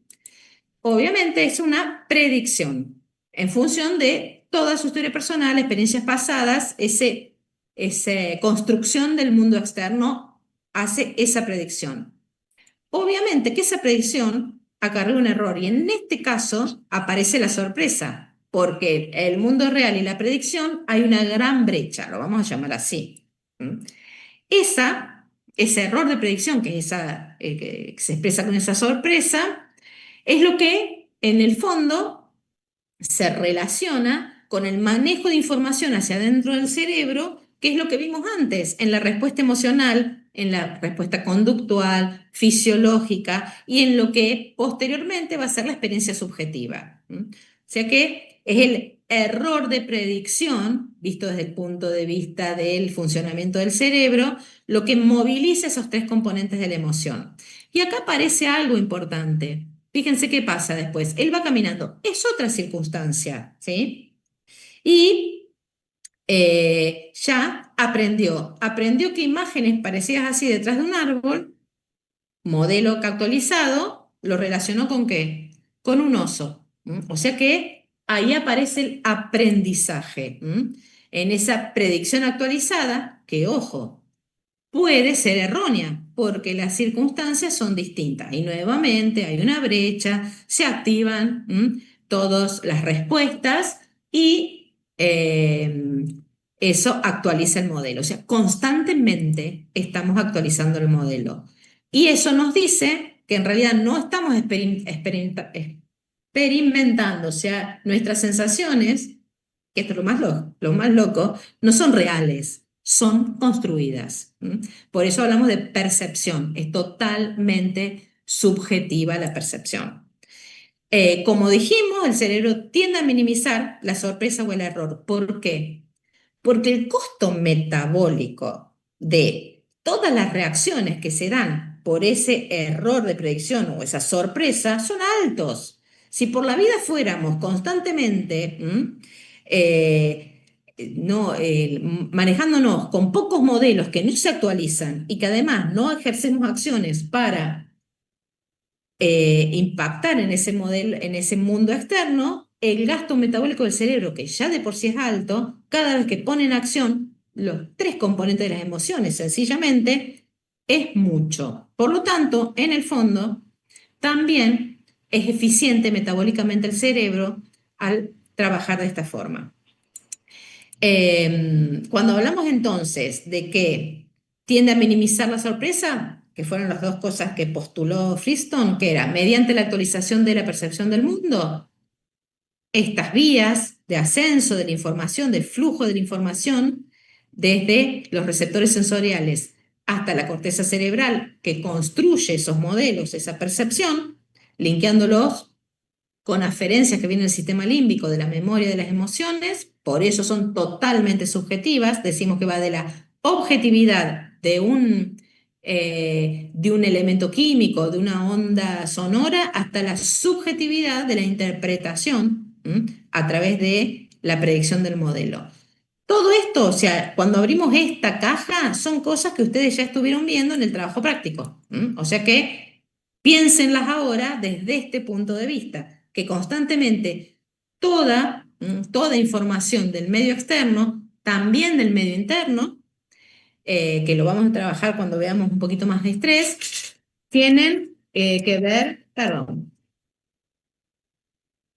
eh, tienen que ver con lo que ustedes hicieron en el práctico. Obviamente que dice después generar acciones para modificar el mundo, son las conductas. O sea que el cerebro, a través del comportamiento instintivo y también el comportamiento aprendido, que es el que vamos a ver ahora, va ajustando ese mundo para acercarlo a sus modelos internos. El ejemplo que les di hoy, hace frío, comportamiento, voy y subo la temperatura del calefactor. O sea que estoy cambiando el ambiente externo, acercándolo a mi construcción del mundo, de mi mundo real, porque ahí falta la pata de los dos mundos, de la exteroceptiva mi piel me está diciendo hace más frío, y de la interoceptiva, que es las expectativas y lo desagradable. En el fondo, cuando se une con emoción, si a mí depende, no me gusta el frío o me gusta el frío. O sea que constantemente estamos haciendo estos procesos. Entonces vamos a referirnos ahora un poquito a lo aprendido, porque todo ahora es aplicar todo esto solamente a que lo vimos hasta ahora son innatos. Nos queda ver los aprendidos, que obviamente conductas aprendidas ya nos está diciendo que son unos circuitos un poco más complejos, ¿sí? ¿Qué quiere decir que haya conductas aprendidas? Que se generan nuevos comportamientos más allá de los innatos, y la importancia de estos nuevos comportamientos es como que se habilitan nuevos circuitos neuronales que favorecen este moldeado del mundo exterior, disminuyendo la sorpresa o la energía libre. O sea que nos adaptamos mejor al mundo, lo cual hace que seamos más eficaces, porque el mundo está constantemente cambiando. La información del mundo, el frío, el calor, la lluvia, por lo menos acá en este momento está lloviendo, el viento, todo eso son respuestas conductuales, en el fondo, aprendidas. Y la importancia es la reducción de cometer fallos, porque tiene un gasto metabólico muy importante. Cuando lo vemos abriendo la caja, ¿qué tenemos? Patrones variables de conducta. ¿Se acuerdan que cuando hablamos de instintivos eran patrones fijos de conducta? Porque esos circuitos neuronales venían ya formados filogenéticamente, en el neonato ya estaban formados, y entonces apenas aparecía ese estímulo que activaba, se daba de esa forma. Por eso se dicen estereotipados. En este caso se le dice patrón variable de conducta, porque ya empezamos e incorporamos acá el concepto de la unidad temática 2, plasticidad neuronal. Ahí atendemos a la plasticidad de los circuitos que se van formando constantemente y se van modificando en función de la experiencia, que sería la segunda pata de la teoría de Friston de la inferencia activa. Obviamente que ahí aparecen, y tenemos que integrarlos, lo que llamamos circuitos motivacionales y circuitos cognitivos, cuando hacemos el desglose de los distintos tipos de conductas aprendidas. O sea que aparece el concepto de representaciones anticipadas de esa percepción que nos guían en la conducta. Pero vamos a hacer como una secuencia en el ciclo vital, básicamente. O sea, porque estas conductas, las innatas, se mantienen siempre. Ahora, las innatas, básicamente, las que hablamos del reflejo de salivación, el reflejo de retirada en el adulto, hay un conjunto de conductas innatas, que son las que vimos al principio, esas que tienen que ver con la alimentación, la protección, que van desapareciendo, como las conocemos, esos automatismos de búsqueda del pezón, por ejemplo, van desapareciendo, y hay un conjunto de conductas aprendidas que también se dan en el neonato, por eso se llama aprendizaje temprano, preprogramado. ¿Qué quiere decir preprogramado? Se supone que ya hay algunos circuitos neuronales, pero que se van a activar en cierto contexto. Por eso, esto es lo que llamamos impronta, un aprendizaje rápido, ¿sí? Que tiene una ventana crítica. Si no se da en ese momento o si se da mal, va a tener impacto en el posterior desarrollo, porque es rápido, es temprano, pero es duradero. Principalmente está impactando en los vínculos sociales. Hablamos nuevamente de vínculos sociales como la expresión de las emociones. Y es lo que ustedes han visto seguramente en APS-1 como teoría del apego. O sea que la teoría del apego, etológicamente, lo que se llama impronta o aprendizaje preprogramado. ¿Y ayuda en qué? El para qué. Es la fijación de vínculos afectivos. Obviamente, como en el humano, el neonato la supervivencia del neonato depende totalmente del cuidador, por ejemplo, la madre. Este aprendizaje preprogramado es lo que va a asegurar la supervivencia, porque establece el vínculo automáticamente. En el caso del humano, si se Porque digo, en el caso del humano, en un perro, si ustedes han tenido un perro en su casa, ven que automáticamente después de parir, la madre rompe la bolsa, los estimula con el hocico, los acerca a la mama, o sea que automáticamente todo este conjunto de actividades se dan. Fíjense lo que vemos en la imagen. En un parto, en un humano, median un montón de otras circunstancias. Por eso, lo que se trata de hacer es no interrumpir esa impronta. Porque pues, la ventana crítica es chiquita. En el humano son apenas minutos, horas, o sea, y tiene que mediar, si lo abrimos la caja y lo vemos de cerca, perdón, ahora ya vamos a ir con esto, que tiene que mediar cuando abrimos la caja.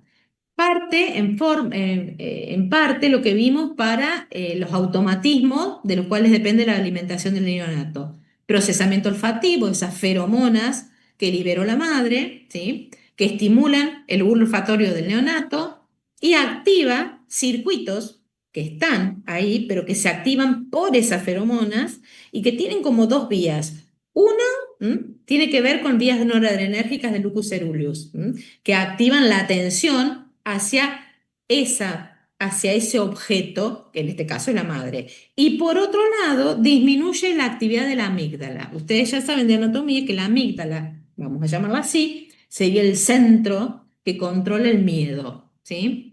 Mayor activación de la amígdala, mayor miedo, menor activación de la amígdala, menos miedo. Por lo tanto, al activarse un circuito en ese momento de que mantiene baja la actividad de la amígdala, ¿qué evita? Evita la aversión hacia ese objeto al que nos estamos acercando. Por lo tanto, eso favorece el vínculo. Por un lado, aumenta la actividad, por otro lado, limita la aversión, porque disminuye la actividad de la amígdala, promueve la interacción. Y la ventana es cortita, es crítica en el humano de que se favorezca esa interacción con la madre inmediatamente después del parto.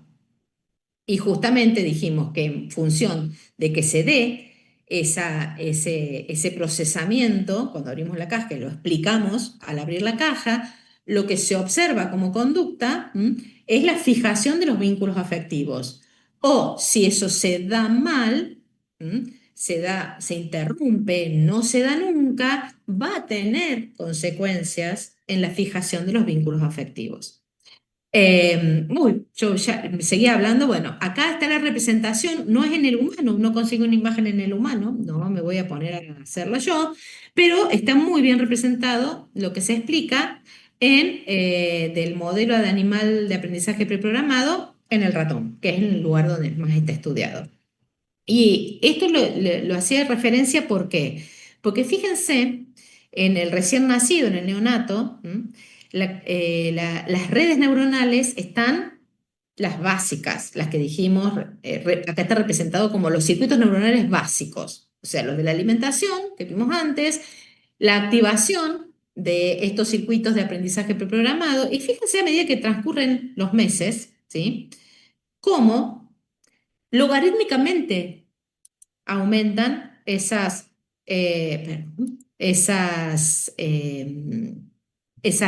relaciones, esos circuitos, las vinculaciones, la sinaptogénesis. Se da constantemente y de forma logarítmica en los primeros meses.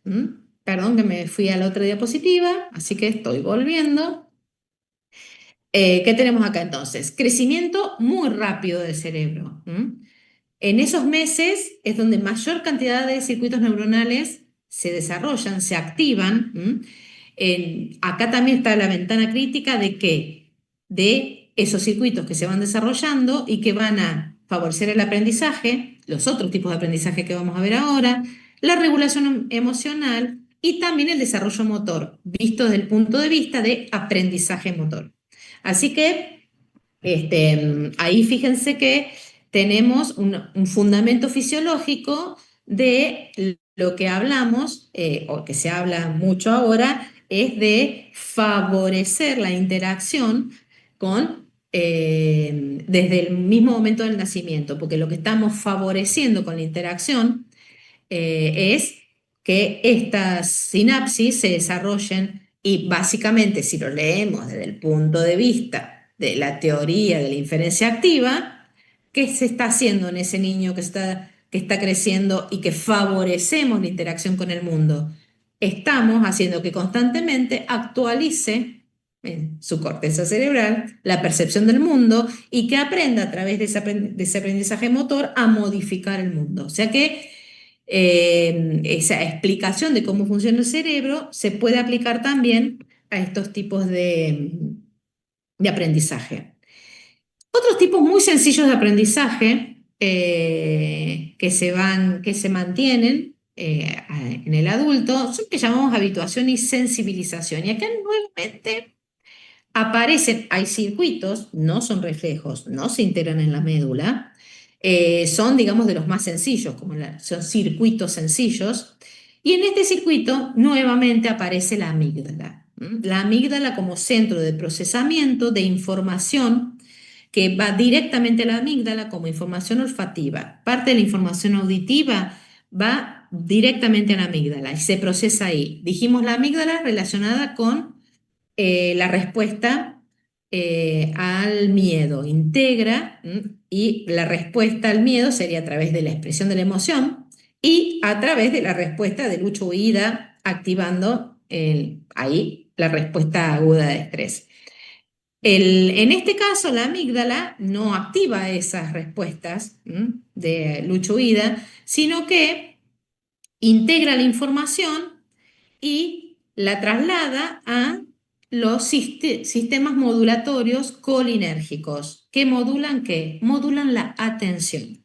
Por lo tanto, ese procesamiento es lo que va a estar activando o desactivando el sistema atencional. Por lo tanto, ahí tenemos si la eferencia que sale en esa habituación, perdón, en esa integración, hace que se deje de responder al estímulo, o sea, que se deje de prestar atención al estímulo, decimos que se ha habituado al estímulo. O sea, nos pasa constantemente, estamos habituados a un ruido constante y que en un momento es como que lo dejamos de oír. Pasó esto, como la amígdala evaluó que no era de riesgo para la supervivencia, desactiva el circuito atencional hacia ese estímulo. Lo contrario es la sensibilización, donde si la amígdala registra que ese estímulo hace correr riesgo a la supervivencia, activa más las vías atencionales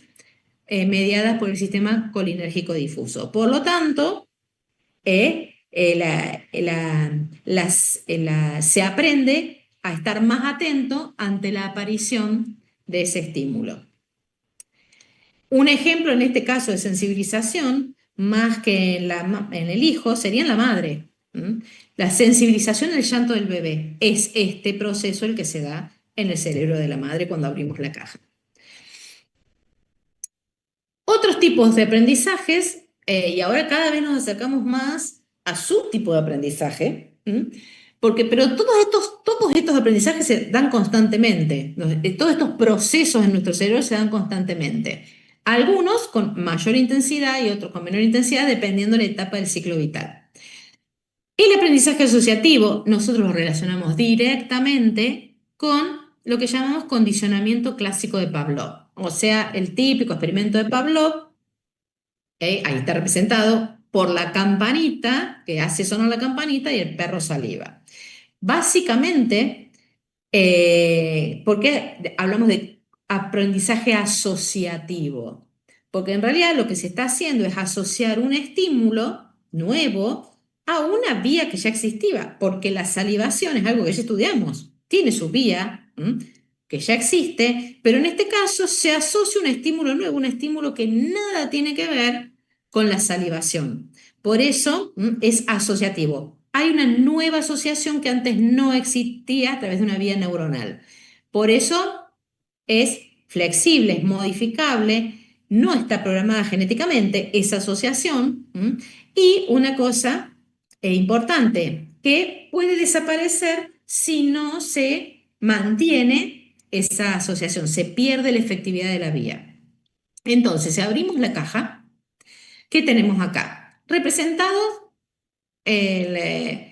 la secreción salival. Y esa secreción salival tiene, en este caso, le falta agregar la del estrés, pero en este caso, ¿qué tenemos? La secreción que vimos cuando estudiamos secreción salival como conducta refleja innata de el estímulo en la boca. Entonces, tenemos ese reflejo básico que ya se estudió cuando en la unidad temática 5. Lo que también estudiamos en la unidad temática 5 es esta vía, que es la fase cefálica de la digestión. O sea que a esta vía del reflejo básico innato se le suma una vía que lo estimula a través del sistema nervioso autónomo en la fase cefálica de la digestión. No estamos hablando de ninguna de estas, porque estas se dan naturalmente.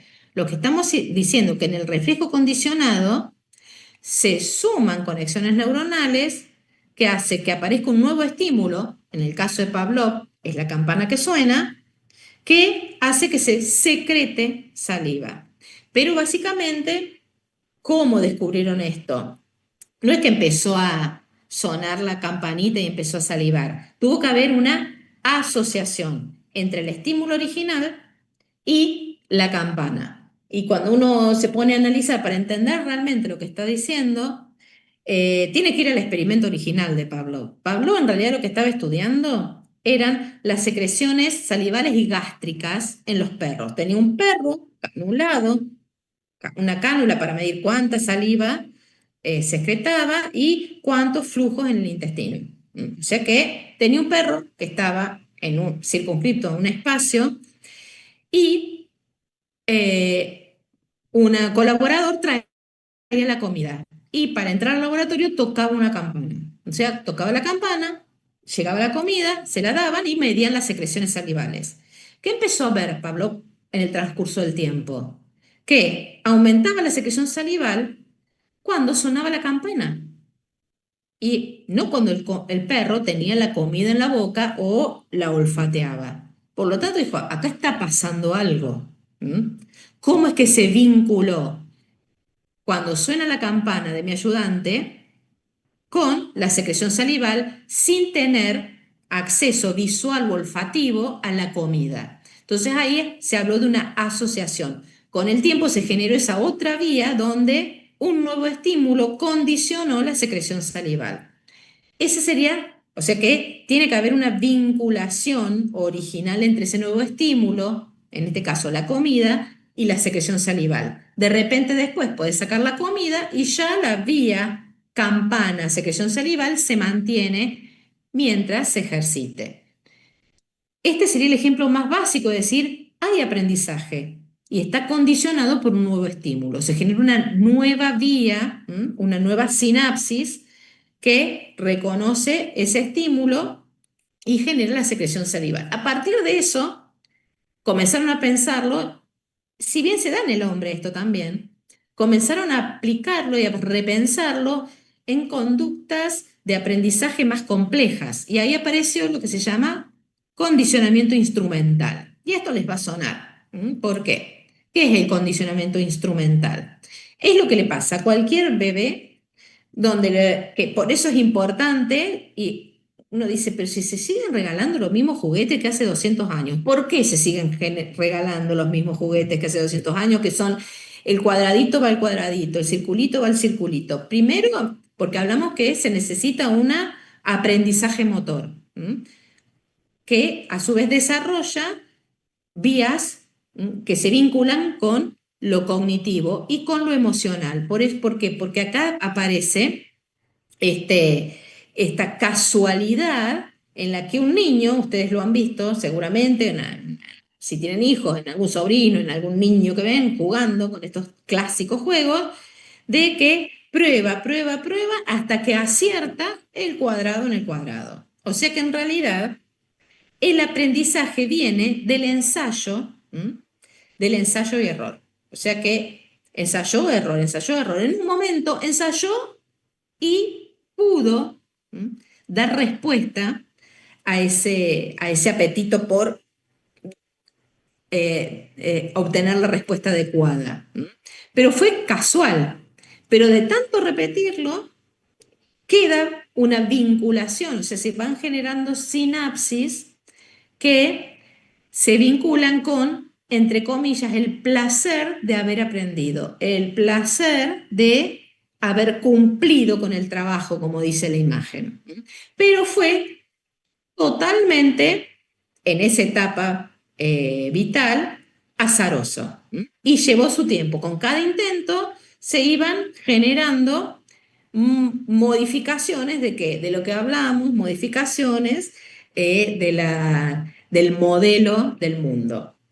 Y constantemente modificábamos con una acción el acercamiento al modelo real. Esta es la más representativa de la inferencia activa.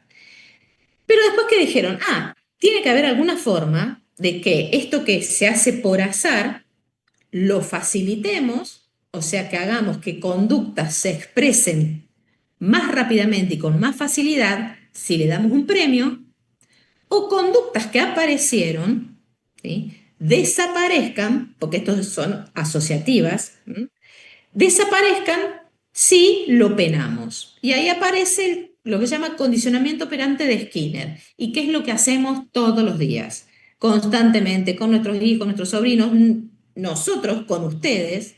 En el fondo, cada vez que ustedes hacen algo bien en el aula, cuando están presentando, nosotros lo hicimos fantástico, muy bien, estamos aplicando Skinner básico, condicionamiento operante. ¿Por qué? Porque lo que estamos haciendo es reforzando esa conducta, esa expresión, esa demostración de lo que aprendieron, lo reforzamos con un estímulo que sería positivo, para que posteriormente se repita.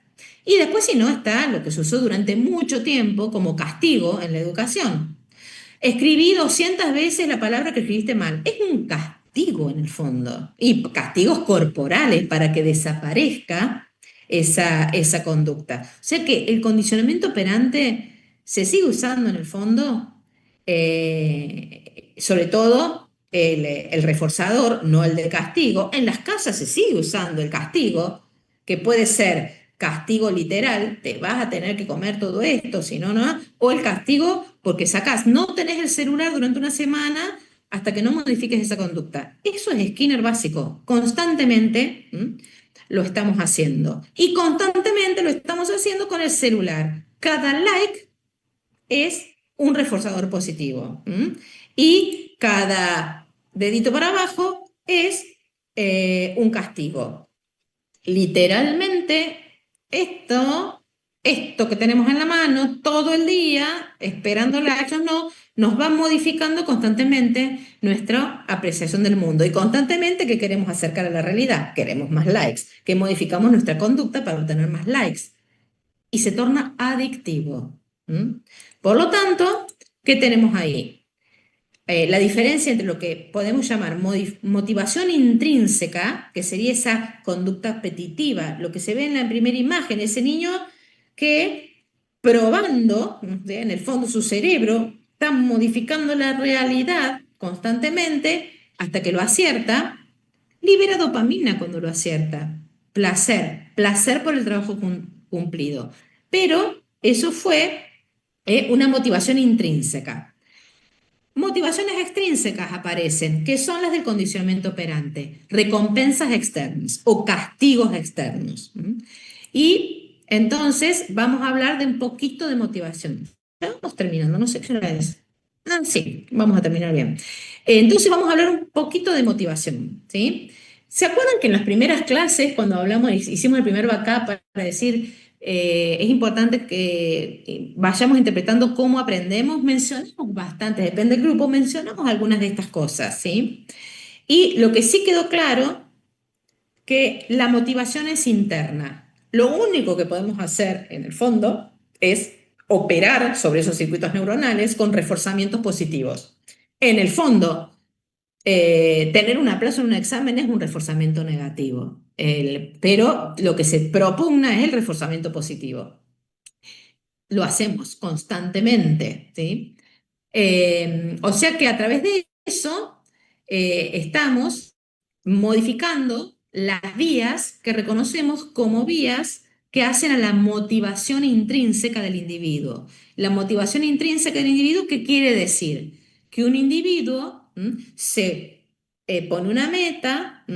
ya sea para buscar algo o para evitar algo, ¿sí? Y moviliza, como dice ahí, los recursos. ¿Qué quiere decir movilizar los recursos? Generar comportamientos o acciones que encuentren el objetivo o que eviten encontrarse con el objetivo, porque también tenemos conductas hacia eso. Por eso ya hablamos de otro nivel de construcción de ese comportamiento, porque es con metas, objetivos, acciones con objetivos, no son reflejos, tienen un objetivo.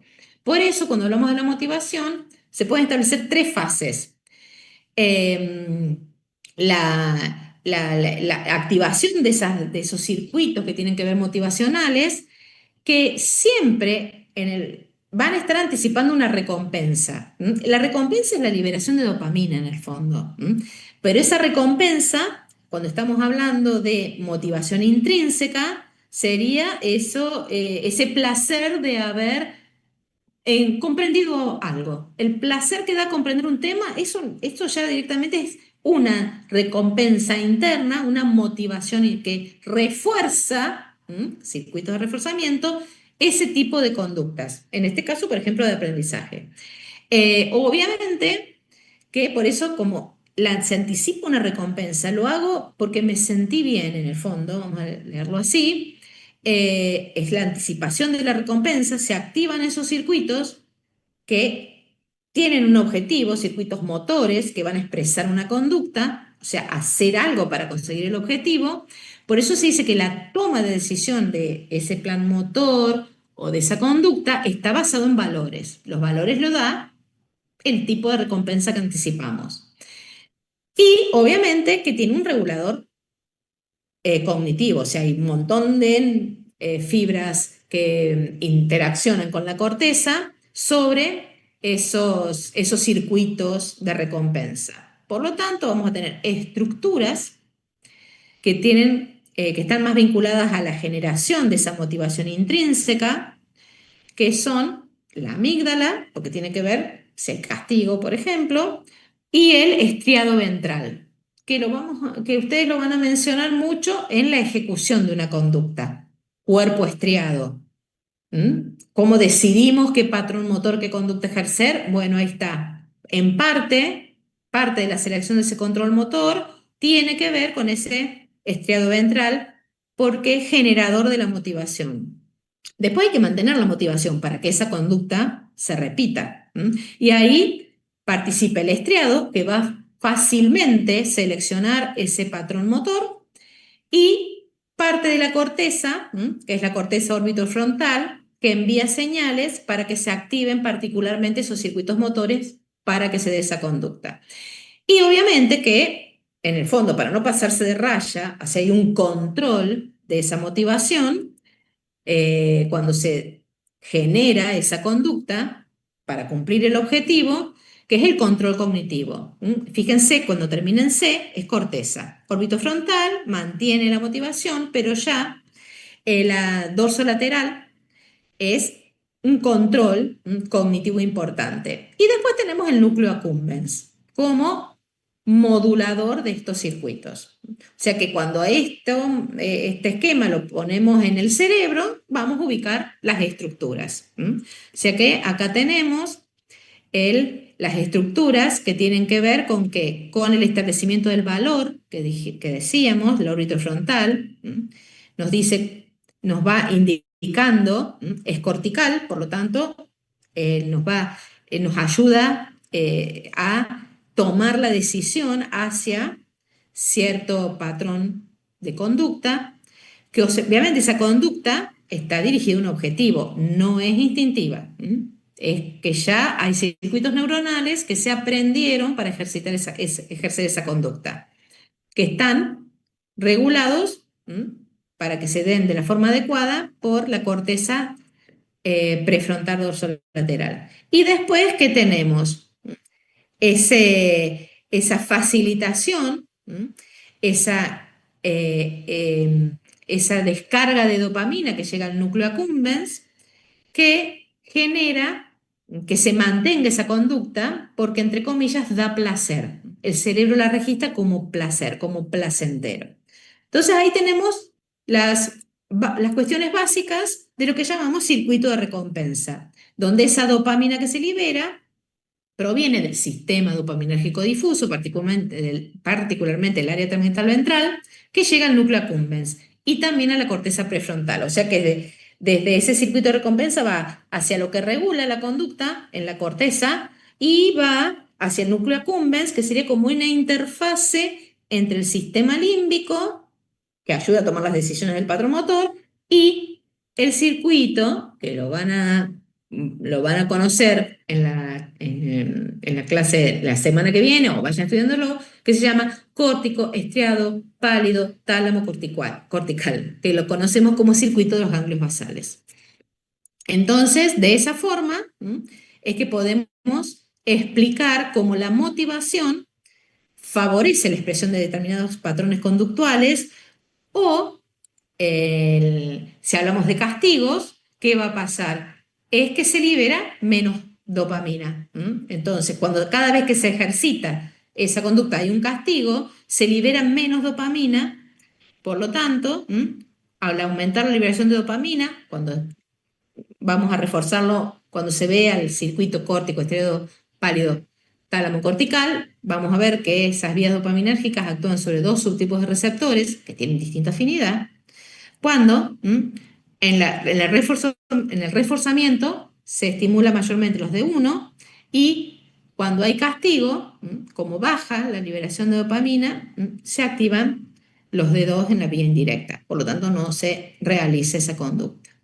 Y para ir terminando, aparecen aprendizajes que no son asociativos y son los aprendizajes que ya se vinculan más con nuestra corteza cerebral. Si bien aprendizaje social por imitación, lo vimos en los bonobos, ¿se acuerdan? Cuando vimos sociobiología en la primera, que un adulto estaba enseñando a romper una piedra a una cría, bueno, eso se llama aprendizaje social por imitación. Se da en los monos, en algunos simios, y se da en el humano constantemente. El aprendizaje social por imitación, si bien uno, acá en las imágenes que le puse, se refieren a el crecimiento, durante la etapa de crecimiento, porque es muy importante durante la etapa de crecimiento, el aprendizaje social por imitación se da constantemente en todas las etapas del ciclo vital. Y obviamente se da por imitación a otros individuos. Puede ser buena o puede ser mala esa imitación. O sea que ahí tenemos la pata social, o sea, la respuesta conductual que se dé por la imitación puede tener resultados esperados como buenos o adecuados a la sociedad o no adecuados para las relaciones sociales, que es lo que les está mostrando. Y obviamente el aprendizaje académico también se da por imitación. El aprendizaje sobre todo de habilidades manuales. Y cuando abrimos la caja, ese aprendizaje por imitación tiene un circuito particular que se llama circuito de imitación, en el cual aparecen un tipo particular de neuronas que se llaman neuronas espejo. Son neuronas que se activan cuando estamos observando la acción de otro, obviamente mediadas por el circuito atencional, y que se van a activar cuando nosotros repetimos la acción. Ese circuito, que se llama circuito de imitación, fíjense que tiene varios núcleos, ¿sí? En la corteza frontal, en la premotora ventral, por eso hablamos de cuestiones más vinculadas a habilidades o a la expresión directa de conductas. O sea que tiene su circuito particular este aprendizaje social por imitación. Y el último tipo de aprendizaje, que es el que apelamos constantemente cuando hablamos de el aprendizaje cognitivo, ¿a qué se refiere en el fondo? Cuando hablamos de cognitivo, definimos cognición en las primeras diapositivas, dijimos capacidad de pensar. O sea que el aprendizaje cognitivo es el que se obtiene el resultado después de que se activen los circuitos neuronales vinculados con el pensar, o sea, con procesos mentales, que obviamente van a ser subjetivos. Se pueden obtener resultados sin ensayo y error, sin imitación. O sea que eso es lo que hablamos de aprendizaje cognitivo, que tiene que ver con procesos mentales un poco más complejos. Obviamente que en ese proceso mental del pensar llegan aferencias a esos lugares, a esa parte de la corteza de sistema límbico, de partes de la corteza que tienen que ver con otras formas de memoria, se integra todo eso y se da una respuesta. La respuesta cuando hablamos sería una conducta. En este caso, la conducta sería lo que hacen ustedes para aprender, aplicando esto que nosotros conocemos como aprendizaje cognitivo. Y ese aprendizaje cognitivo, cuando abrimos la caja, es mucho más complejo, porque tenemos información que entra, tenemos todo el sistema perceptivo, tenemos un montón de estructuras en la corteza principalmente, vinculadas íntimamente con el sistema límbico, o sea que ahí aparece el sistema vinculado a las emociones y a la memoria en este aprendizaje cognitivo, y lo que conocemos como funciones ejecutivas. Obviamente que cuando abrimos esta caja, aparece todo esto. Que no lo vamos a ver hoy, lo vamos a linkear con la respuesta al estrés en la próxima clase, ¿sí? Así que vamos a profundizar en el sistema cognitivo y todo lo que hace, todo lo que pasa en la corteza, cómo se integra la información en la corteza en la próxima clase. Creo que venimos bien, perfecto. De tiempos para no quedarnos más. Bien, entonces yo les voy a subir esto para que lo revisen, vean los videos que están linkeados y comiencen a pensar todos sus procesos conductuales desde ahí, porque es la forma en que lo van a ir aprendiendo. Cada vez que van haciendo algo dicen, ay, esto es un reflejo condicionado, ay, esto es Skinner básico, ay, esto es un proceso cognitivo el que estoy haciendo. Váyanlo haciendo constantemente porque es la mejor forma en el ejemplo de la vida diaria de que lo puedan, de lo que lo puedan ir aprendiendo justamente. Bien. Bueno, el viernes que viene es el día del profesor universitario, por eso no hay clase, ¿sí? Así que la siguiente clase es parte de como una síntesis de los laboratorios para que ustedes recuerden qué tener en cuenta cuando repasen los laboratorios antes del parcial. Y yo no sé si me tengo que fijar, sí, tenemos ahí, nosotros nos volveremos a encontrar, entonces, no el 25 de mayo, que tienen el viernes 25 de mayo, que es el de laboratorio, donde van a integrar varias de estas cosas. Les voy a poner otro teórico más para que se los voy a subir que será virtual, porque será en un horario distinto de este teórico. Así que después del 25, o entre la semana y en la semana del 25 les pongo qué día nos juntamos para desarrollar más todo lo que tiene que ver con el sistema cognitivo. Así les termina de cerrar y unimos sensorial con motor a través del sistema cognitivo. Bueno, chicos, entonces, ¿dudas? No, no, profe, gracias. No, profe, gracias. Bueno, aprovechen y vayan revisando todos estos conceptos, ¿sí? Porque cada uno de esos conceptos, fíjense que repasan vías, repasan estructuras del sistema nervioso, así que aprovechen esto y los van reconociendo en su vida diaria, como les digo yo. Bueno, nos vemos entonces.